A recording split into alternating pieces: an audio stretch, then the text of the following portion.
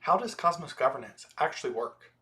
With a proof of stake system, you take your tokens and you delegate these to validators. These secure the network and they can also vote on your behalf with your tokens. So you should choose wisely with who you delegate that power to. With this delegation in a proof of stake network, depending on the chain, you may also earn inflation-based rewards depending on their economic model. If we head over to the validators page, we can actually see their participation in governance.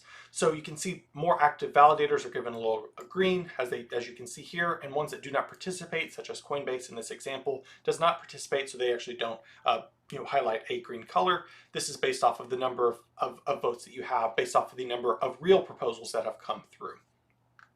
So with this, we can see, they have a high participation in this, and let's go see what are they doing on our behalf, where we have these proposals and these come up to shape and shift the network in new directions, new developments. That could be new features or partnerships or whatever the chain believes is the correct way forward. Someone can at least propose that idea. Typically, you'll go through a Web 2 based forum such as commonwealth.im, and with that, you're able to put up a draft of what you want to propose and get good feedback on that. Another good thing is to use a platform such as Twitter or X and to facilitate discussion around what your idea is for the optimal growth of that chain. In this case, it would be Cosmos. So here we can see some things such as text-based proposals, we have parameter changes, we have community pool spins. So there's a bunch of different types of proposals you can put up that are already built into the SDK. And then if it's not already built in, you should use a text proposal and you can propose the idea that you want to do that in the future, and you can push that through. So here we can see, for example, the version 13 software upgrade for the Cosmos Hub. And so we can scroll through this, we can get a good detailed summary of what is in this, what is the release, how do they test this, risk factors, and whether you agree with this upgrade or not from a feature perspective.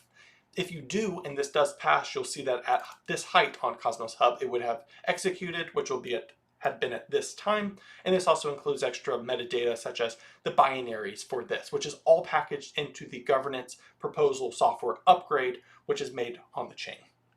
And we can see here there's some extra data such as initial deposits, how much you actually had to deposit, when it started, and etc. So there's a lot of technical details on proposals, but at the end of the day, it is an idea that the chain has moving forward, whether that be a team or any individual can submit one of these, then the chain begins to vote on it.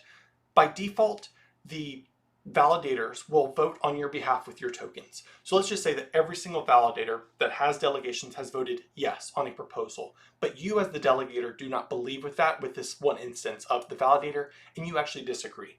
In that case, you can vote no, and it will override your portion of the validator power to your own account. So that way that yours is no, and they no longer get that yes vote that they previously voted on your behalf for. So that way you're able to override their delegations. But maybe you agreed with their vote, and so rather than you having to go forward and push the yes vote through, you can actually just leave it.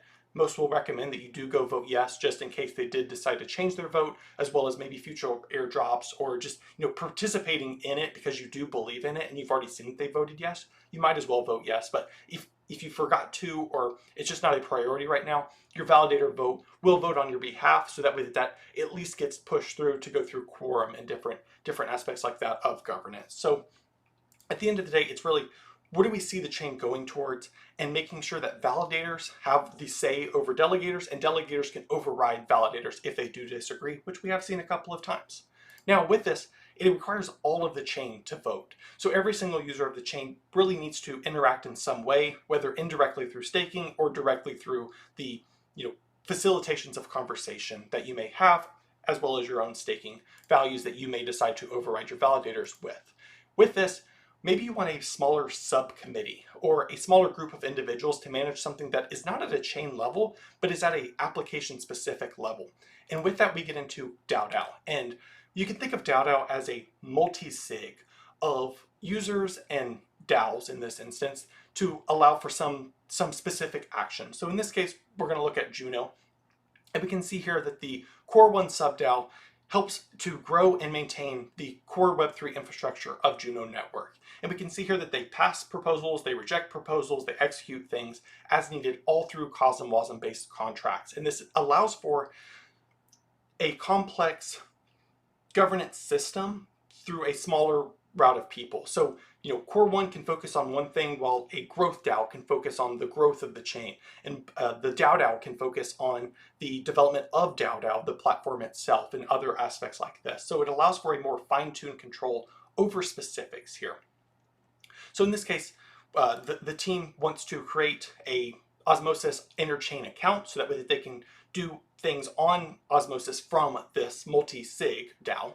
And the users then have to vote on this based off of the parameters of the contract. So in this case, it's a 4 of 6 multi-sig. So 4 members have to vote yes for it to actually go through here with the turnout. And once that happens, this can be executed, and then the Osmosis interchain account would be created. And so you don't need all of governance within Cosmos to vote if we can open up a chain account for a very specific wallet. It is up to the members of this wallet to decide, is that something that they want? If they disagree, they can vote no, this would not pass. Further discussions would have to happen to help it pass in the future. And with this, you can do complex things such as bank sending. You can do, as we've seen here with interchain accounts. So it's great from a management perspective of, we want to make sure that one user does not have all the say over a specific part of the platform. We can delegate that power via a sub-DAO or a DAO. And so here, if we head over to mine, we can run a quick new proposal. And within this, we can add actions. So different actions that we want to, maybe we want to change out the DAO treasury. So that could be spending, that could be managed staking. We could swap tokens on a DEX that we have within this. And depending on the number of people in your DAO, you can specify maybe only 20% have to vote yes for that to go through, or different actions based off of that, depending on your use case and your need to secure it for users as well as for the platform.